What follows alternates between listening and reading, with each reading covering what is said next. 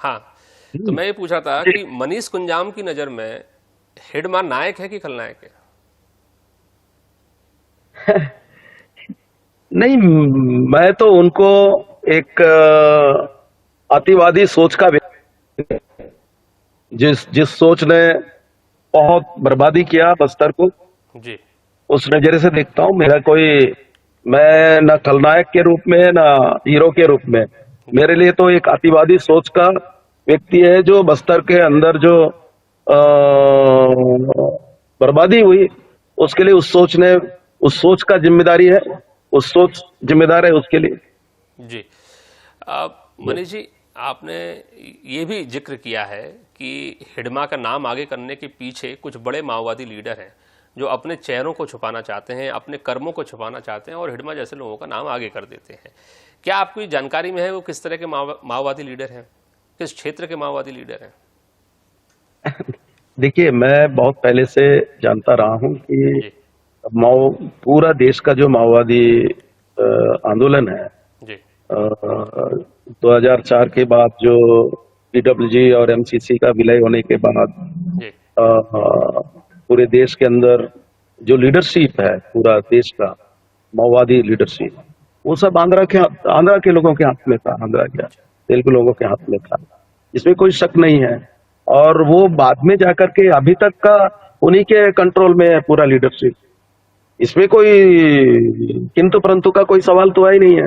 वो जी। पुलिस भी जानती है, आपसे से जो रिपोर्ट करने वाले वो लोग भी जानते हैं। तो मैं इसलिए कह रहा हूं कि जिनके हाथ में सारा लीडरशिप है, जो इस संगठन को चला रहे हैं, वही लोग तो मास्टरमाइंड होंगे ना, और कौन होंगे? जी, तो अगर उनके बताइए। नाम की जानकारी हो तो उनके नाम का जिक्र भी कर लिया जाए। नहीं, वो जिक्र करने की क्या, अलग से जिक्र करके बताने की क्या जरूरत है? आंध्रा के लोग हैं, तेलुगु लोग हैं, इस पूरे मूवमेंट को चला रहे हैं और बहुत पहले से चला रहे हैं। और एक समय तो पुलिस, मैंने कहा भी, पुलिस ने तो यहां तक कहना शुरू कर दिया था 2010 के आसपास, उससे पहले भी, कि ये तो पूरे आंध्रा के नक्सलाइट है, बड़े लोग हैं जो यहाँ के लोगों का इस्तेमाल जी। कर रहे हैं। तो उसके बाद फिर धीरे धीरे यहाँ के लोगों को थोड़ा डिस्ट्रिक्ट कमिटियों में और ऊपर रखना शुरू कर दिया।